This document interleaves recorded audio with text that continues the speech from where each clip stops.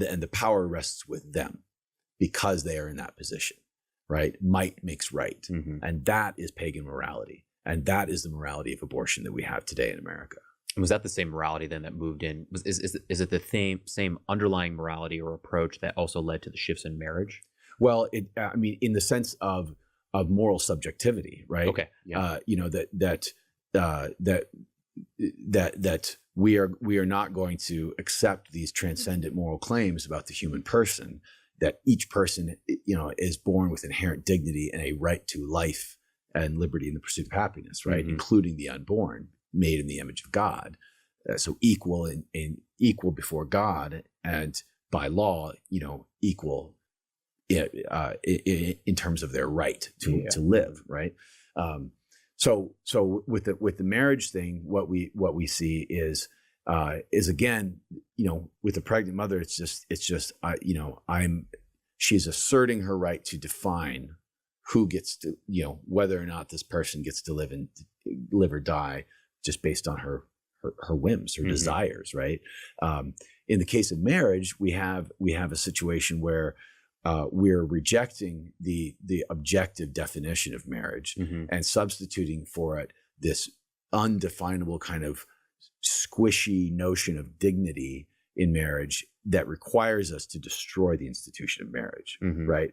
The gay marriage debate, the consequences of it, I argue in the book, will be the complete destruction of marriage in America, and we're starting to see that now. So it's not that like more people,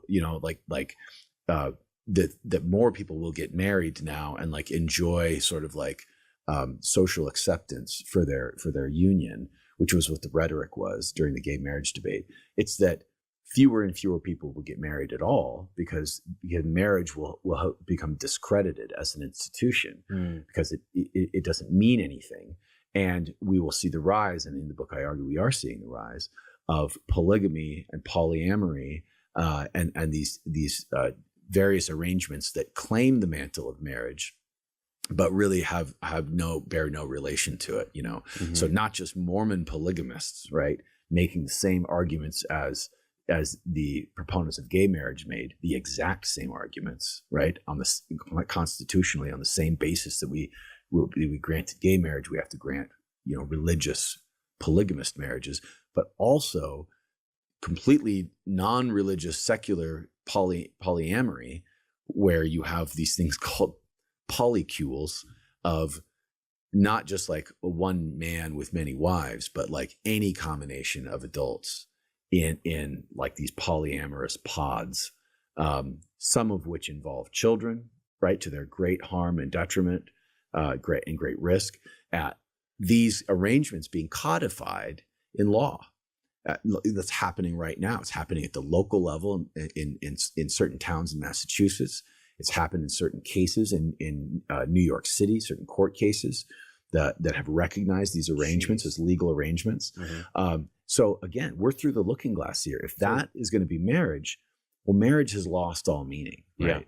Yeah. So you're saying like there's examples of houses where there's kids and they might have maybe their mom or something is involved in this, but there will be just multiple other adults that are spouses and that are seeking legal recognition as such, right? So like there might be 4, 6, 7 adults within this kind of some legal union, and the kids are somehow bound up to this. Yes. Which of course puts the kids in grave danger, right, of abuse. People forget in the gay marriage debate, the reason that like there are laws around marriage is mostly for the protection and rearing and stability of the children that result from those marriages. That's the main reason that there has been an institution of marriage legally. Right, not just in America, but in other societies as well. Because a government understands that that's the best way to produce kids, because it's a proven formula that's worked for a very long time. Right, one father, one mother, rear kids. It works. Stability, success, and we know too that children in these other situations that are living in households of unrelated adults are at a much higher risk of abuse, neglect, sexual assault, it's just like objectively provable, that is the case, right? And so, but in the name of a radical moral subjectivity around the issue of marriage, and because we sort of lost the fight, right, over this, we're in a situation where there is no basis on which to deny these adults, the legal recognition of their arrangements, right? Because if marriage is just going to be whatever, if love is love, right? Like that's the sign, right? That's the one you put in your front yard. Yeah. Right. Paraphrasing like the Obergefell decision, right? If love is love, and whatever I acclaim as an individual, as like an autonomous individual, who's free to sort of like create reality, right, by my own volition, then if I say that I'm married to like these 6 other people, then then the law must recognize that, So all that to say, and the purpose of discussing it in the book is to say, like, these things that sound crazy are going to happen in America. They're going to happen.